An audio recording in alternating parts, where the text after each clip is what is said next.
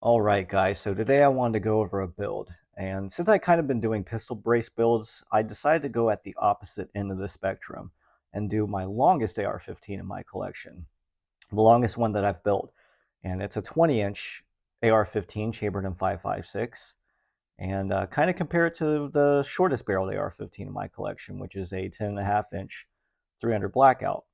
Now, for all intents and purposes, you can pretend or imagine that the bottom one is a 10.5-inch 5.56, but you can see just the differences in at least sizes for now, right? And I think I wanted to point out at least the differences, because I think it's important that when you go into deciding what you want to build or how you want to build out your AR-15, to kind of have a plan and kind of decide what the application and mindset is going to be behind that particular build, because these two different builds have two completely different applications. The one on top, the 20-incher, I kind of wanted to keep like a bench rest gun. I wanted to be able to, for it to be a longer range AR-15. So maybe I can make hits out to 800 yards with the right loads and under the right conditions, and obviously with the right shooter. One on the bottom, I kind of wanted to keep a more compact size. I want it to be mobile, and I want it to be more of like a home defense gun or a bag gun, right? And while you could use the one on the top as a home defense gun, I think there are better ways to set up your AR-15 and better parts to choose if that were to be your primary home defense gun. Don't get me wrong, if the top one was the closest AR-15 to me, if something bad was happening, I would absolutely grab it and I could probably use it just fine. But the one on the bottom would be a better choice, and I could probably utilize this one a lot better for that particular application. The one on top, I'm definitely not going to be carrying around all that much. I'm not going to sling it. It's kind of a stationary gun, and that's kind of why I got the bipod and stuff with it. But it's kind of interesting to me that it's, what is it? The differences in barrel lengths like 9.5 inches. So we got a 10.5 inch on the bottom, a 20 inch on the top. The total length on the top is 41.25 inches, and the one on the bottom is exactly 29 inches. So the differences in length is over a foot. It's like a 12.25 inches. That's a big difference.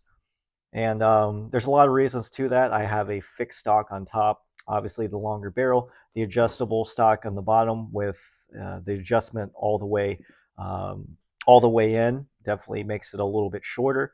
And when I have the Log Tactical folded, you can see it's pretty much half the size as the one on top. So definitely different mindsets. I can fit this bottom one in a backpack, where this one, it takes up the full bench at the range that I use. So very, very different. And the one on top, let's just go over weight, because weight's usually a consideration of mine.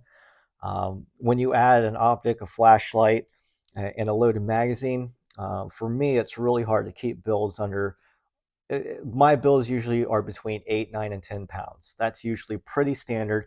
Doesn't matter if it's a 10.5 inch, and doesn't matter if it's a 16 inch. They all seem to be around that build weight.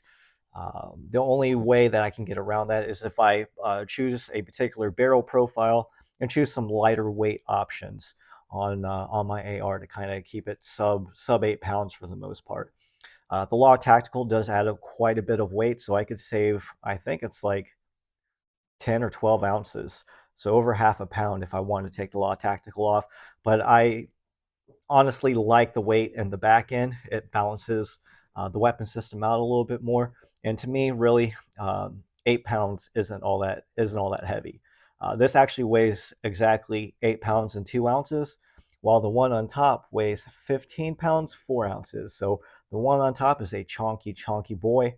And this isn't a light AR by any means, but to me, this feels light. This isn't very heavy to me at all. 8 pound, basically 8 pound exactly. AR-15 is one of the lightest in my collection, and some people like to go lighter. I really don't care, but you got to remember that weight is also with fully loaded magazines in both. So it's technically a 11-pound 4-ounce rifle on the bottom because this adds a pound, but the weight difference is substantial. Like I can definitely feel the weight, and the weight on top does include the bipod with it, at least weighed with the bipod. So now that I kind of got at least the compare and contrast of like my longest AR to my shortest AR, let's get into the actual build itself. So let's get this out of the way and let's show. Let's try to get this all in frame. I actually had to set up my my camera and we'll call it my studio in a different way just because this is such a long AR. Every way that I filmed this, I pretty much had to cut off, a quarter of the firearm, and I wanted to be able to get this all in frame at least so everybody could see it. And it's still really kind of hard to keep in frame. But anyway, I wanted this to be a basically bipod, always bipoded firearm. So that's kind of why I chose the rail that I did, because I wanted at least a quad rail on the front end of the handguard, and I wanted a really nice bipod. And you can see how that looks on there, and it's very heavy at the front end, um, which is okay with me. But again, I'm not carrying this bad boy around. This is a bench rest gun. This is right now it's a range toy because I don't really have a range that I can properly test out how far out that I can get this with the extra barrel length and velocity. But if I did, I would imagine this would be accurate up to 800 yards or greater. The velocity out of a 20-inch barrel with M855, it's a body armor killer, and that's another application for this particular weapon system. Is that um, let's play make believe in some scenarios. China invades or Russia invades. They're wearing body armor. I would definitely pick this over a shorter barrel AR because this has the ability, let's say, to defeat body armor. But going back to the bipod, I did not want to cheap out on the bipod. I have a Harris, I have a Magpul, I used to have an Atlas, and this is my first endeavor into an Accutac. And spoiler alert, this is the best bipod that you can buy for the money. I would skip all the other bipods unless you want like a lightweight bipod. Then I would just go with the Magpul. But this offered all the features I was looking for in a bipod. This is a one and done bipod. This is an expensive bipod, but I think it's well worth the money. It's really around the same price point as an Atlas, just a little bit more, but I think the features are worth it. So I don't remember exactly what model this is, but let's call it a PC4, which I know it's not a PC4. The PC4 is the one I wish I would have got, but the PC4, this is a something 4. Right? Let's show you how I can adjust the legs. That's how the legs adjust. And there's a lot of different positions. Right? It's a little easier to adjust when it's on. It's got a wide stance on it. And that's the model that I chose. But the PC4 has a less wider stance, but has all the same features. So that's the only thing I would change about this. This is rated up to 50 BMG. So you can shoot everything from 308, 30-06, 338 Lapua, and 50 BMG. So this will work on basically any rifle that I can think of. The leg adjustments for the length, very easy, lock into place nicely. They got 5 adjustments altogether. You just hit that spring right there and it retracts. You also have some tensioning bolts here, and this tilts. You can see how much it tilts there, and I really like the tilt feature on the Magpul bipod. I found that actually was pretty handy, so I wanted to find a bipod with the same feature. And you can change where the tension is in this. So if you wanted the adjustment to start here or end here, you can by loosening this screw. This is just where I prefer to end the tension for the tilt feature. And it also has pan. It has much more pan than the Magpul. It has much more tilt than the Magpul. This is made out of 7075 aluminum, made in America, has a lifetime warranty. They do sell extra feet if you want spikes or other type feet like the Atlas. It's just a super nice bipod. I think I paid $268 for this bipod, but if you didn't want like the tilt feature, you can find them a little bit cheaper. If you wanted, they have ones with longer legs, and the legs are really easy to change out, but I would just buy the whole bipod. The legs themselves are like $100 a piece, so you might as well just get the whole bipod if you're going to get longer legs and stuff. But there's a lot of different models. They're basically for Picatinny and Arca rails. Obviously, I chose Picatinny over Arca because I don't have any Arca rails, and I don't plan on tripoding guns just yet. That is something I'm interested in, but that's a whole different ball game and a whole different price tier that I just don't want to get into right now. But man, I know I've gone over this bipod for a long time, but you don't know how much I really like this bipod. I've liked this bipod so much that I put pick rails on the bottom of my handguards for a lot of my builds, just so I could bench rest them, test the accuracy of the barrel with different types of ammo. So I use this bipod a lot, and the adjustments are really nice. It's just a super nice bipod. Again, if I could change one thing out, I'd get the one with the less wider legs on it, though it looks more like a traditional style bipod. So it's a very, very nice bipod. I highly, highly recommend this bipod. I'll keep the bipod off just because it gets a little wieldy, but I'll put it on just for a second so I can show you kind of what it looks like and how far out it sticks. You can see how far out it sticks at the muzzle, right? But it is heavy with the bipod. All that extra weight on at the end of the firearm, you can definitely feel. Speaking of weight at the end, this is something I'm going to change out later, but it's a placeholder. And I just put it on there just because. And that 15 pounds, 4 ounces is with this on it. And this is a Strike Industries oppressor blast forwarding device, and this weighs something like 8 or 10 ounces. So it's pretty heavy at the end of your muzzle. And then the muzzle device itself is the Strike Industries King Comp. And I actually see a lot of people running their DMRs or SPRs with brakes. And so I decided to kind of throw this on this to keep that aesthetic more or less, but I'll probably get like a Surefire brake down the road since I'm getting a Surefire suppressor. But I'm not entirely sure why I see a lot of people running brakes on their longer barreled ARs. But threw the King Comp on it because I had it, and it's not a bad muzzle device. A lot of people give Strike Industries a lot of crap, but their muzzle devices, good and cheap. Cost me about $30 for this King Comp, and it's done everything a comp / brake is supposed to do. It's held up well to being taken off multiple different rifles and back on.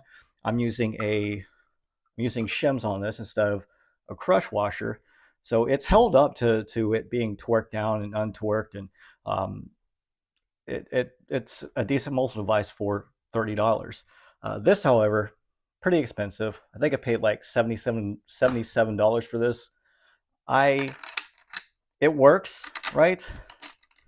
But the only reason you would get something like this is if you specifically only shoot at like an indoor range, and you just want to be a little nicer to the people around you. That's kind of where this benefits. I won't even say you, because it doesn't even benefit you. Just, I guess, gets people a little less pissed off that you're shooting a rifle with a brake right next to them, right? So let's go to the flashlight. So the flashlight is a Cloud Defensive Rain 3.0, and I'm running a 100 Concepts light cap on it. It's in clear anodized. And let's go to the 100 Concepts light cap. These, I'm just trying to learn, see if I like running something like this on it. I bought a whole bunch of them. They're not expensive, but they're kind of expensive for what they are. They're $17 for a piece of 3D printed plastic, a Ranger band, and some shot cord, right? $17 for that. Seems like a little much for what it is, but there is some, I guess, R&D and engineering behind it. You just kind of flip that down, flip that back up when you want it back on. And what it's supposed to do is keep the reflective surface of your light head from shining back, or shining back when people are looking at you. But in order to really get the benefit of your light signatures and stuff, or your reflective surface signatures, you should get a scope cap for your red dot, or your secondary, and your scope if you're running a scope. If you're not, it's not going to be a problem then. But the flashlight head is designed to reflect light. That's how you get the light so bright and stuff. So, and I've picked the Cloud Defensive Rain 3.0 because it's basically the highest candela rating for a rifle light, at least that I've seen. I know the HRT AWLS, I think it boasts a higher candela rating, but I've been using Cloud Defensive lights for a little while now, and these are probably my favorite, like, one and done flashlights on the market. I really like the marketing of Cloud Defensive. They seem to listen to their customers, other than the whole pistol light thing, their EPL, which they haven't heard anything of. But they offer a lot of different colors. The anodization is great. They are now including an inline M-Lock scout mount with all their flashlights, instead of the Picatinny mounts, which I have a drawer full of those. But great lights. I wanted to push it out a little bit further anyway, so I'm using the AeroSocket inline mount. This is a 15-inch handguard, so you can see how far I can actually push out that light. I'm not entirely sure what the length of cord is right here, but I'm using every bit of it with this build. That's where I'm going to grip it, and I can still get to the controls and stuff. So, but I am using every bit of cord for that pressure pad and stuff. So the barrel's nothing really. It is special. It's a great barrel, don't get me wrong, but Criterion makes a heavy barrel. It is still chrome lined, heavy barrel profile. I wanted a heavy barrel with this 20-inch. Chambered in 223 wylde, 1-in-8 twist, with a rifle length gas system. So I've been using a lot of Criterion barrels. I do quite like them. One thing that's good about a 20-inch Criterion barrel is that you'll find these in stock. It's really kind of hard to find the 16-inch, the 14.5, the 12.5, and the 11.5. The core series is really hard to find, and they've gone up on their price here recently. So I have found that these 20-inch chrome-lined HBAR barrels are much easier to find in stock. So that's kind of why I picked it, that it was a known brand to me that I was familiar with. I knew would be quality. I think the barrel I found for like $230. So it was a screaming deal for that barrel. I'm very happy that I picked it up. The gas tube, it's from Aero Precision. And then I typically like to use melanited or nitrided gas tubes to keep the reflective surface from the stainless from showing. But with the look of the build, I kind of wish I went with the stainless gas tube. But just a regular gas tube. Gas tubes don't really matter if you buy a fancy gas tube. Fixed gas blocks aren't a big deal either. Just buy from like a reputable manufacturer. But honestly, like the $80 Geisley gas tube, unless you're pinning it, I don't really see a reason behind it. So, but yeah, that's the whole barrel system, which is kind of the heart of the rifle. And then the handguard that I picked was a Geisley Mark IV, and I kind of wanted like some extra M-Lock, not just at the 3, 6, and 9 o'clock positions.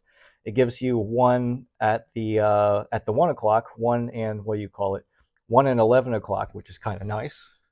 So you got some extra M-lock in the middle positions, but you don't have them on the bottom, which is okay. I don't think I've really ever utilized the like 5 and 7 o'clock positions. And I wanted not like a full-on quad rail, but I wanted at least Picatinny built in on the bottom, since I knew I was going to be bipoding this AR-15 mainly. I put a vertical grip on this. It works. It's just a Magpul vertical grip. It kind of helps control it, gives me a little bit extra ability to grab onto something and move this around if I need to.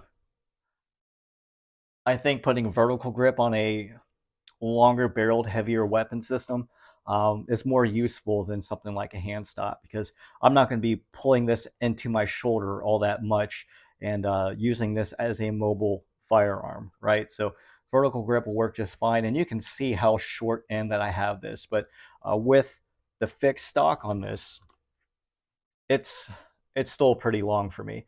This is still pretty far reach, so that's why I have it so far in. I normally put it on a 15-inch handguard, probably somewhere around here, but the fixed stock definitely adds a little bit more length. All right. I usually show that the gun is clear first. I'll always keep loaded magazines, but no round in the chamber. Let's get to the upper. The upper is an M4E1 upper from Aero Precision. I bought a bunch of these. I bought like 2 or 3 of them. I forget how long ago it was, but found them complete with the ejection port cover and the forward assist for like $77, $78 a piece, which is a screaming deal. They're still forged. They have that nice billet look. I've gone over the M4E1 upper receivers. Probably my favorite forged upper receivers on the market. Nothing wrong with mil spec, but this is just a little bit fancier, and I like a little bit fancier upper receivers.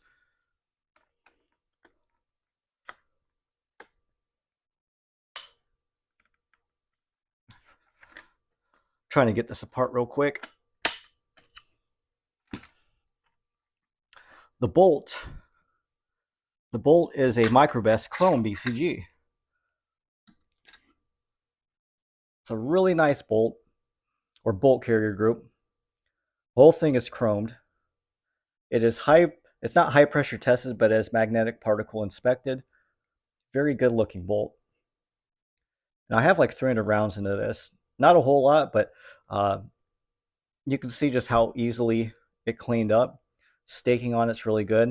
8620 carrier with a Carpenter 158 bolt head. That was important to me. All the tolerances seem very good. All right, there's the bolt face.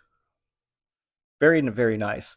I found this for $100, but I've seen that Chrome BCGs have gone up quite a bit, and I don't know. This is probably $140 or $150 bolt carrier group now. So I like the Chrome bolt carrier groups. I wasn't aware it's kind of an old school bolt carrier group. I guess they put this back in the original M16s and stuff. So people use these for clone builds, I guess. I'm gonna say something a little controversial, right? So I know like Sons of Liberty Gunworks came out with their Chrome BCG. That thing's like $220, $240.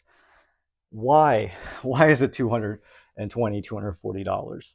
Like, I get their QC is very good, their warranties are very good, but I just don't understand why it's so much more expensive than something like this, other than the QC, right?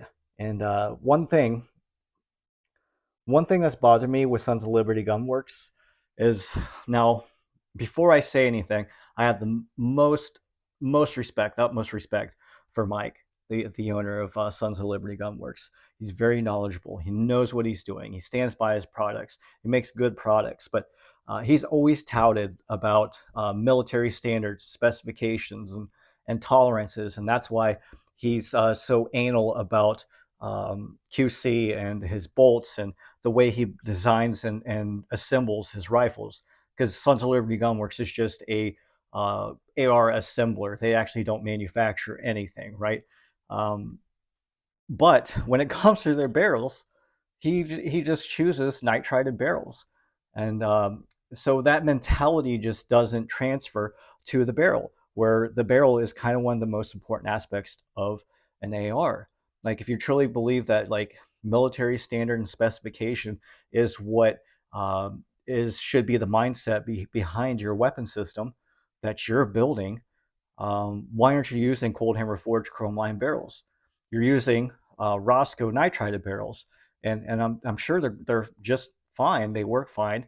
Will work for most people's applications, but why are you cheaping out on the barrel? Where you if there's one thing you really shouldn't cheap out on, it's your bolt carrier group and your barrel. And then why are you charging 2 times the price for a chrome BCG? Where this, I mean, there's literally nothing wrong with this. This is a perfect chrome BCG. Is there a higher chance that I wouldn't have gotten a perfect chrome BCG by going with Sons of Liberty Gunworks? Possibly, but um, I don't know. I just don't understand the reasoning behind it. Like at least with the barrel, with the QC and warranty, maybe, but Microbest has a great warranty too. They OEM a lot of bolt carrier groups for other companies and rebrand them. So I don't know. It's just a thought. Like I said, I got nothing against Sons of Liberty Gunworks. I think they do great work for the community. It's a great voice to have, a great ally, and like I said, the two way fight. He's much more knowledgeable than I am. Like by no means am I trying to really knock on him, but the nitrided barrels have always bothered me, and and at least when he talks about his mindset behind building AR-15s and why he picks the parts that he does. So that's my little rant for the video. Let's get back to the build. Since I went over the BCG, I'm going to go over the charging handle. And this is an Armaspec Victory charging handle. These are pretty inexpensive. And I like this charging handle quite a bit. The charging ears, I guess you would call them, they're a little bit larger than most of the other charging handles, but I actually wanted a larger handled charging handle since I'll be using a MPVO on this. These are made in the USA. I paid $45 for this charging handle. It's a really nice charging handle for the money.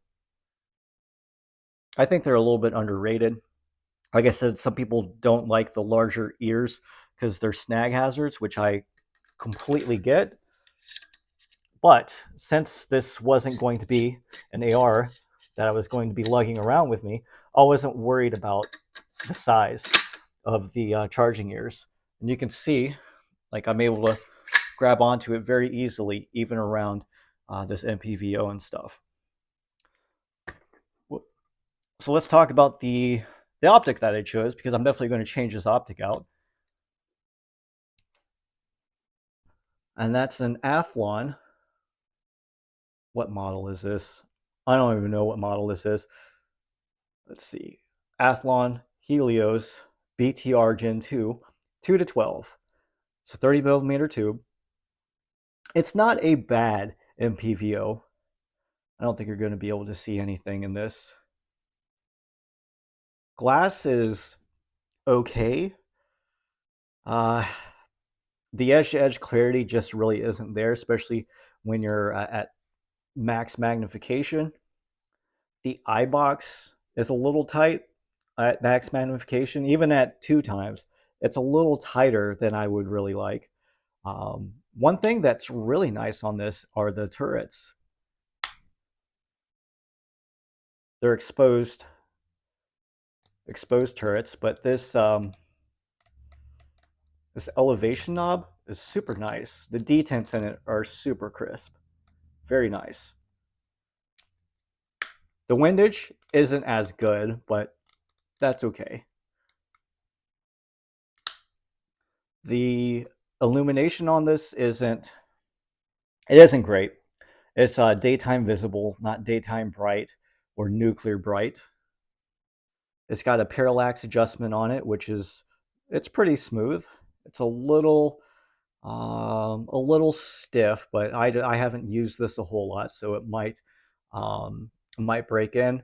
And then the illumination, I think it has 9 illumination settings, if I'm not mistaken, with offsettings in between. So the one thing I don't like is when you're trying to change the illumination, is sometimes you'll take out the battery cap right here, right? So you'll be changing it and you'll turn the battery cap by accident.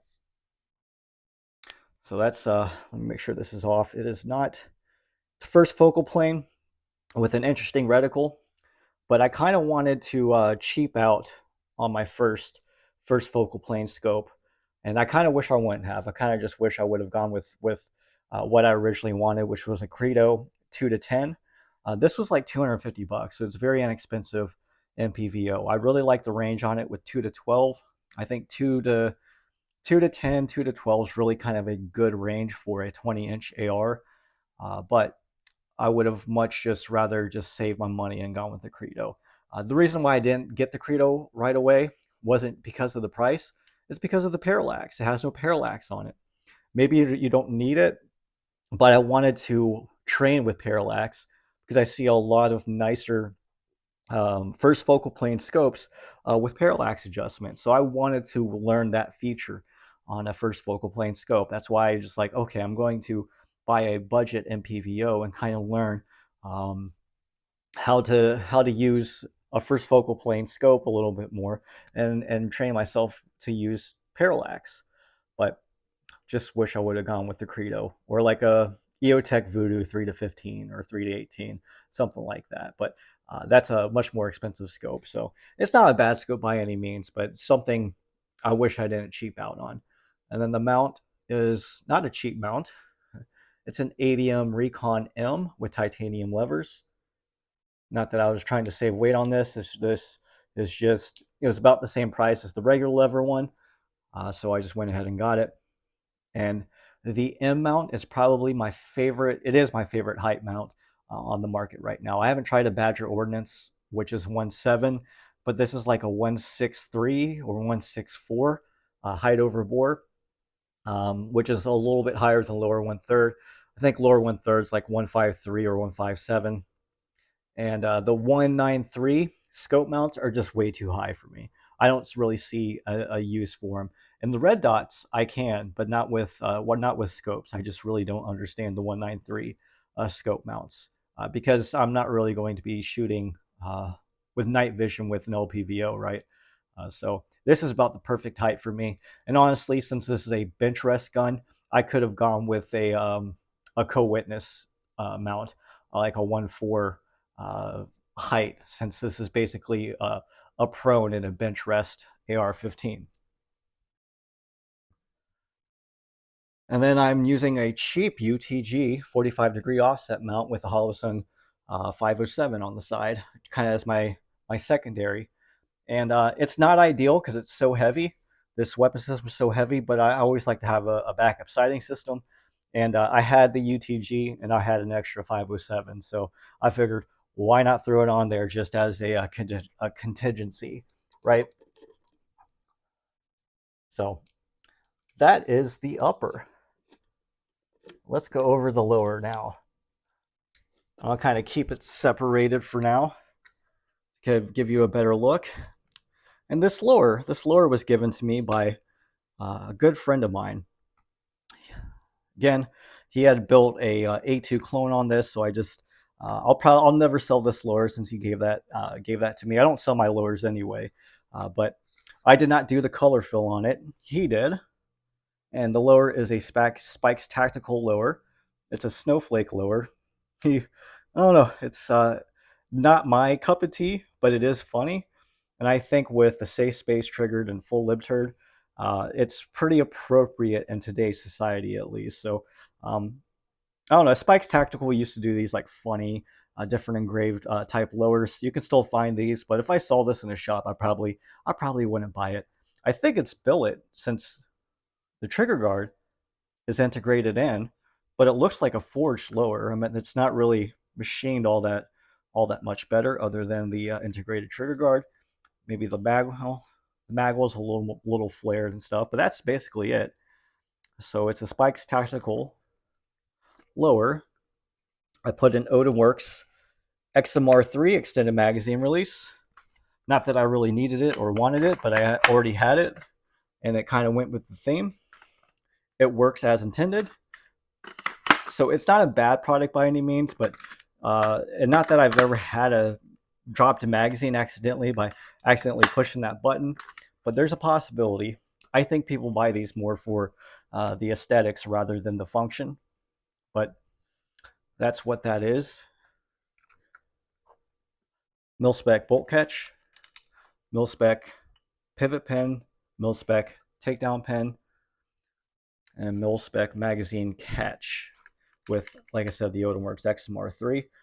The safety selector is quite different. It is an Elfman Tactical speed safety. It is a crossbolt safety, and you can kind of see how that works. You got the red on the sign to give you a kind of a little bit of a visual indicator. It's not an expensive safety by any means. These can be found for $30 or less. It's got a very positive click, and it just takes a little bit. It's a little bit different. You just have to learn on it, but it's pretty easy to engage. But it's still positive enough where I'm not afraid I'm going to accidentally disengage my safety unless I really give it a good push, right? So it's an interesting safety selector for your AR-15. So if you want to try something out a little bit different, it's good. It's just something you have to train around. And then the trigger, it's a Trigger Tech Duty 2-stage. There's a first stage, second stage. Reset's really weak on it. I did a video on this trigger. It's not a bad trigger, and I would buy this trigger again. You can find them for about $100 to $120, which isn't bad for a 2-stage trigger. Let's ghost this together. It's got a nice brake. I think it's like a 4.5 pound brake altogether. It's got a nice take up, very smooth, nice brake. It's just that reset. That reset's super weak. Like, I just wish it had a little more tactile feel to the reset. That's probably my main complaint to that trigger, but not a bad trigger whatsoever. I also wish they would include at least some trigger pins. This is the only aftermarket trigger that I purchased that didn't come with trigger pins. So that's going to be an extra cost unless you have an extra set of mil-spec pins laying around. But like I said, wouldn't be my favorite trigger on the market. I would definitely buy it again, but I'd rather have a LaRue MBT2S, right? So, and then a Magpul K2 Plus grip and a Magpul PRS stock. I wanted a fixed stock. I wasn't worried about weight. I kind of like this because you can adjust the comb or the cheek riser on it, and you can adjust the length of pull. But since it's such a long length of pull to begin with, unless you're just a giant of a man or woman, I don't see why you would ever have the need to adjust the length of pull on this long stock. You can see how much longer that it is to a adjustable carbine one, right? So let's just say the Law Tactical wasn't there. It's going to start about right there on the lower receiver. So that the cheek riser goes further back than the actual stock all the way in, or the brace all the way in. Even all the way out, it's just a little bit longer than an adjustable. So very, very long fixed stock. But this is a super solid stock. I've got an A2 receiver extension in here. This is You can put this on an adjustable if you want to. And then the PRS Lite I was kind of interested in, but you can only use a carbine length um, buffer and receiver extension, where I wanted a proper rifle length buffer spring and buffer weight. So that was important to me with this build. Since I'm using a rifle length gas system, a 20-inch, they were kind of designed to work in tandem with a A2 rifle length buffer and buffer weight. So, and then the PRS stock, it's very expensive. I think it cost me, I want to say like 120 bucks for the stock, which is a good price for it. But these are normally like $200 stocks. I just lucked out, found this on sale with the coupon code and stuff. So you probably won't be able to find this stock for the price that I bought it at. But I search high and low. You might be able to find one on a good day with the sale. But it's a very heavy stock, but I really wasn't worried about weight with this particular build. So that is the 20-inch AR-15 build. And like I said, the only thing I'm going to change on it, muzzle device, scope, maybe the trigger down the road, but I don't dislike the trigger enough to change it out. Actually, it works pretty well for this build and its application. So this isn't the Gucciest build by any means, but it definitely is not a cheap build. None of my builds are really all that cheap, but I pick quality parts. I usually have a plan behind my builds. I absolutely knew what stock I was going to use, what barrel, what BCG. The only thing I really didn't know is what optic I was going to use. And I knew what lower.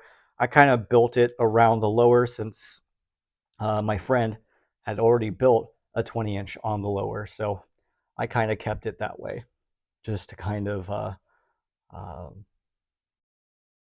don't know, respect him and his gift to me. Right. So, but anyway, let me know what you guys think of this build. It's super fun, right? And everyone that shot it has been really impressed with the build. I think a 20-inch is you're going to get a ton of velocity out of. If you put a rifle length buffer and buffer spring out of this, it's going to be very soft shooting. In fact, it might be so soft shooting it might not cycle 223. That's the only issue that I've run into this, is that it does not cycle all 223, but it cycles 556 very well. And this is a dedicated 556 gun because I do stock a lot of M855. And this is a perfect barrel length for M855. So I don't know. I like the build, and it was very, very fun. Like I'm used to just building out like standard length AR-15s, like 16, 14 and a halves. I have some shorter barrel ones, but this was a good change of pace. If you want something a little bit different to change up your builds, I highly recommend doing like an SPR or DMR, like a good 18 or 20-inch AR-15 build. And 18-inch, you can kind of get away with still using it as a general purpose rifle. But to me, and I know they were clearing rooms and kicking in doors with 20-inch M16s, even not even that long ago in the GWAT era. In fact, I used a 20-inch M16, but I think if you're going to build out a 20-inch, just kind of designate that as a DMR. And not saying to do what I do, but keep it bipoded, fixed stock. I don't know. It's a good recommendation for that style of build, if you ask me. So let me know what you guys think. And isn't it kind of interesting just to see how different ARs can turn out? You know what I mean? Like just the overall length and just the way you can customize them, the way they look, the applications behind them. I mean, just they're so different yet so similar. I don't know. That's why I love the AR-15 platform, and I don't really understand why people want to ban them, because they're just so cool. That's probably why they want to ban them, is because they want to just impede on fun and our rights and stuff. But Anyway, I'll go off on a tangent on our constitutional rights if I don't stop making this video. So appreciate the views, appreciate the likes, appreciate the comments, guys, and join me next time.